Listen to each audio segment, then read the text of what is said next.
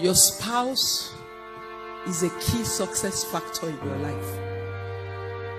Don't be stupid. Don't make a mistake. Don't marry the wrong guy or the wrong girl. Rich and handsome, cool and all of that, that's rubbish.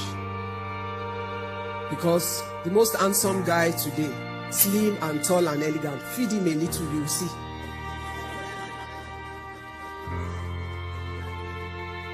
So he's nice and slim, the suit sits well on him.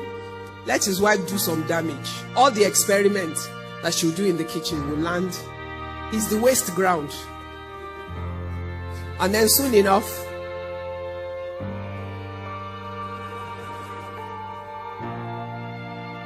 and he's getting into his 30s.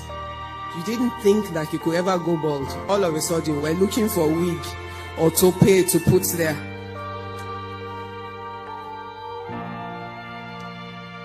His father is rich, so you want to marry into this big family. They're big by the time and the season that you are evaluating them. How do you know they will not be the criminals of tomorrow? Because by the time EFCC shows up or whatever is his equivalent at a stage, they become the family nobody wants to belong to. But you have married them for the reasons that you thought was there. Oh, the boy's father is rich, so they have a big wedding. They didn't have it for you. They have big, expensive wedding for themselves to impress their friends that they have money, not you. They're just the excuse for it.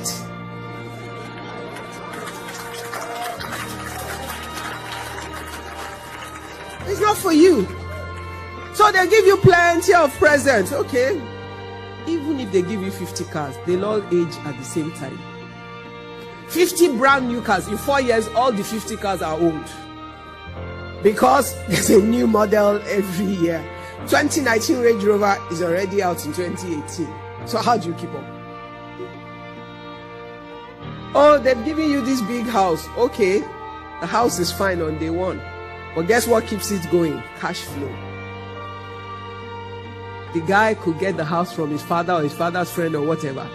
But if he can't generate his own cash flow to keep it running, you're going to suffer. He has to go to his father to pay school fees for his children. You're already in trouble. So that cannot count. What does family represent for you? Your support system. Your circle of influence. The man who will speak into your life and have the greatest impact. The guy who will tell you you're so beautiful and joy will well up in your heart. And the guy who, if you are so beautiful, looks at you and say, Kilo dalare. You will look at yourself in the mirror and you see a very ugly woman, even though you're the most beautiful woman in the world. An influencer. The woman that will look at you and say you are useless. And even though you're smart and sharp, when you get outside, that you are useless will ring in your head. And when you will never feel adequate. You feel inadequate. So don't be stupid. Your spouse or the guy you choose to marry or the girl you choose to marry is not an emotional, I feel like there's fire in my heart. Let the fire die out. Go and drink water.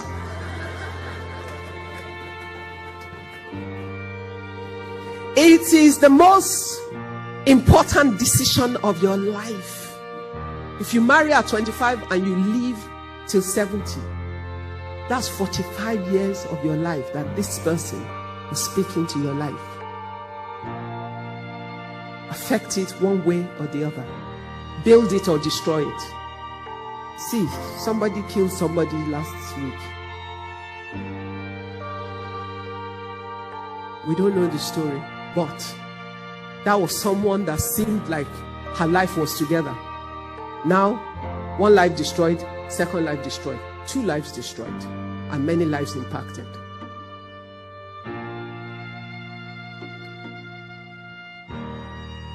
Choosing your partner is a deliberate decision. It's an objective decision. You must Know who you are. Have a sense.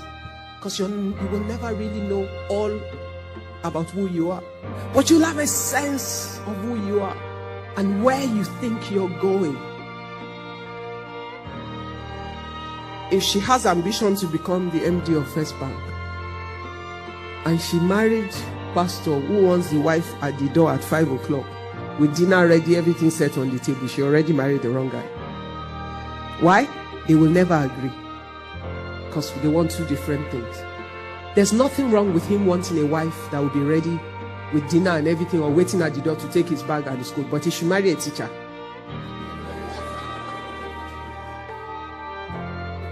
So that when school closes, maybe at 2 o'clock, and you know, even teachers now, when school closes at 2, they go and do what? So I don't even know which one they will marry now.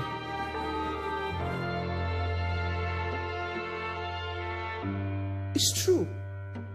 You must have a sense of where you're going, who God has called you to be.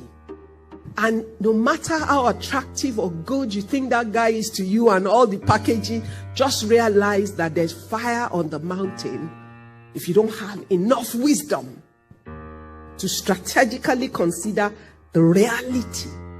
Because guess what? If you marry the right guy, who is your encourager, your support, your strength, he might not have everything on day one. But who are you that knows tomorrow? Which one amongst you can tell where the guy sitting in front of you, where he will be in 2 years' time? God has not given it to you. You can have a sense, which is why you pray. And you also objectively consider. Girls, especially to the girls, we pretend not to see what we see. We create the picture of what we want to see, and we see it when it doesn't exist. We think we're God because we can change this guy to become what we want him to be. How are you God?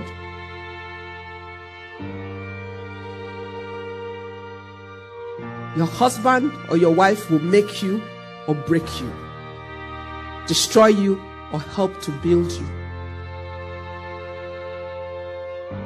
It's not an emotional decision.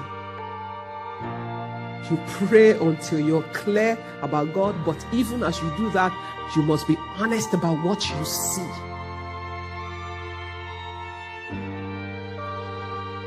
You know, when I got married on my 28th birthday, I already had a factory. I had, I think, 28 men working for me.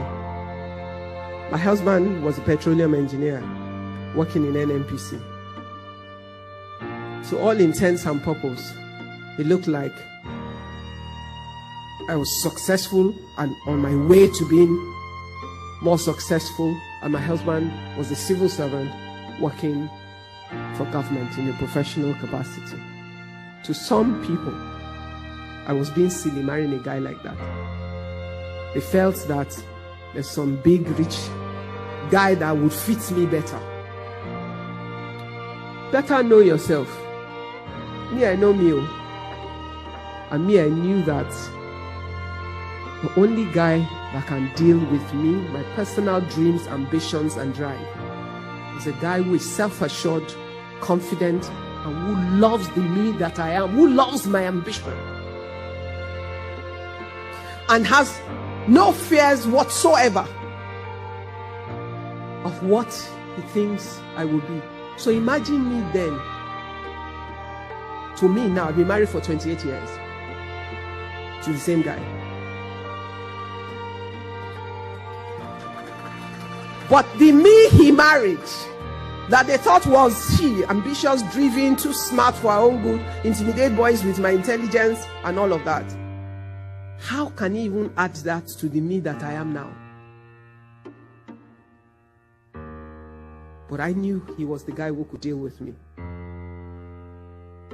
So, I can tell you for sure, my husband can offend me, but he can never offend me. Why? I've forgiven him in advance. Because just for giving me the gift of love that allows me to be myself, that's the best gift he could ever give.